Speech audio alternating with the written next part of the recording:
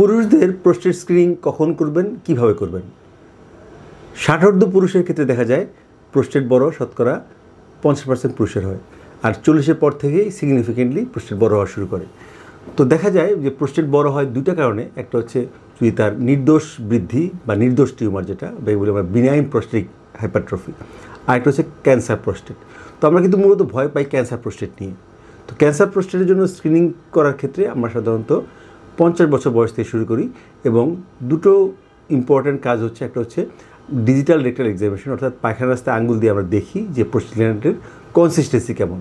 সে যদি হার্ড বা শক্ত হয় সেক্ষেত্রে আমরা সন্দেহ করি, এবং সেরাম পিএসএ অর্থাৎ রক্তের একটি উপাদান আমরা পরীক্ষা করে দেখি। এই সেরাম পিএসএ প্রোস্টেট থেকে তৈরি হয়, এবং এটা ক্যান্সার হলে অনেক বেশি বাড়ে। নর্মাল লেভেল হচ্ছে 0 to 4 ন্যানোগ্রাম পার এমএল, যদি অনেক বেশি বেড়ে যায় তখন আমরা সন্দেহ করি এবং তখন প্রোস্টেট বায়োপসি করি। আর যদি নির্দোষ বৃদ্ধি হয় সেক্ষেত্রে কিন্তু আমাদের অপারেশন ভিন্ন রকম লাগে, এবং সেক্ষেত্রে চিকিৎসা পদ্ধতিও ভিন্ন বা ওষুধ দিয়েও কাজ হতে পারে।